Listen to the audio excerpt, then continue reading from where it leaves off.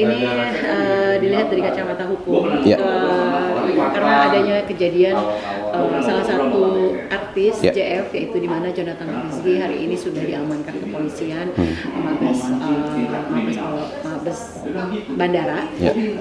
Seperti apa Abang menyikapi seorang artis ini memakai salah satu obat Otomide yang dimana melalui alat hisap vape? Oke, saya mungkin akan menyikapi dari undang-undang kesehatannya.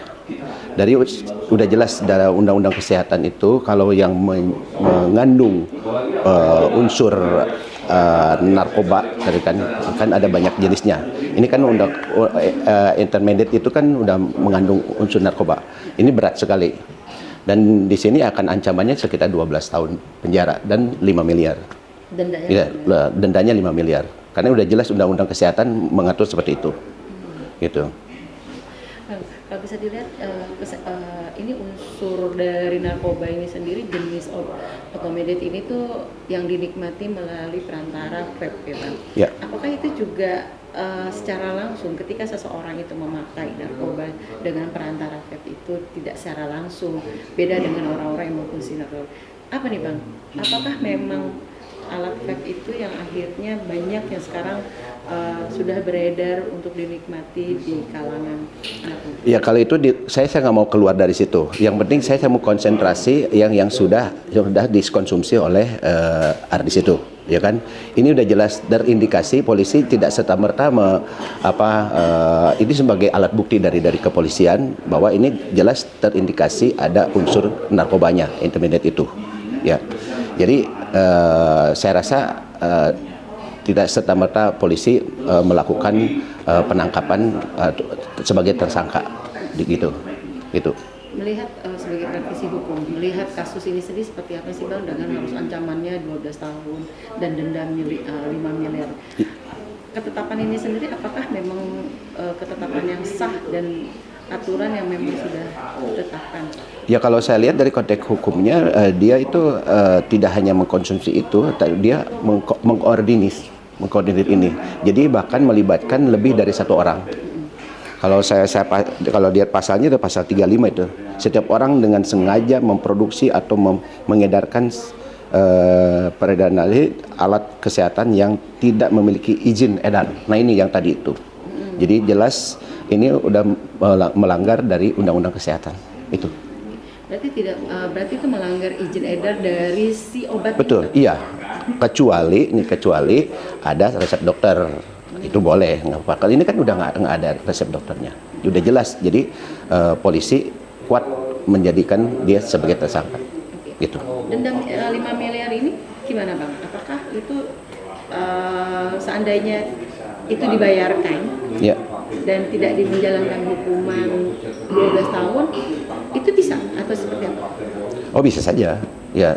Tapi ada tuntutan hukum yang lainnya, gitu. Tidak hanya konsentrasi ke situ aja. Saya nggak bisa melewati atau melebihi daripada kepolisian itu sendiri. Saya hanya memandang bahwa jelas ini terindikasi udah keluar dari tidak sesuai dengan undang-undang kesehatan itu aja. Gitu. Undang-undang kesehatan ini maksudnya seperti apa Bang? Ya undang-undang kesehatan ini kan ada unsur narkoba di sini, itu. Sedangkan bersifat narkoba itu udah konsentrasi pemerintah, itu. Makanya keluar undang-undang itu seperti itu. Ya. Lagi disampaikan. Ya, pada prinsipnya kita harus ngikuti apa yang sudah ditetapkan oleh kepolisian. Polisi tidak serta-merta dia menetapkan dia sebagai tersangka. Udah pasti ada pertimbangan, ada alat bukti dan yang lain, ada pertimbangan hukum yang tadi, begitu. Aturan hukum yang udah ada, begitu. Sempat pemeriksaan ini sudah berlangsung pemeriksaan pertama dan beliau mangkir. Abang tadi sebagai melihat dari proses hukum itu mangkir panggilan gitu. Oh itu udah harus, dia harus sebagai warga negara harus patuh terhadap hukum. Sekarang kan ini kan kepolisian yang mengundang, gitu. Dan akhirnya sudah ditetapkan. Nanti kalau seandainya dia tetap dimangkir harus dipanggil paksa. Dan akhirnya sekarang sudah terbukti dan tadi sudah rilis dengan semua bukti dan inisial dari nama-nama yang tadi. Ya saya percaya dengan tindakan polisi tidak sembarangan, pasti ada dasar hukum yang kuat. Prosesnya sendiri seperti apa sih Bang? Ketika sudah rilis, diamankan dulu, apa seperti apa? Nunggu peradilan? Ini kan ancamannya lebih dari 12 tahun, udah harus ditahan. Tidak ada indikasi untuk rehab gitu Bang? Dalam rehab?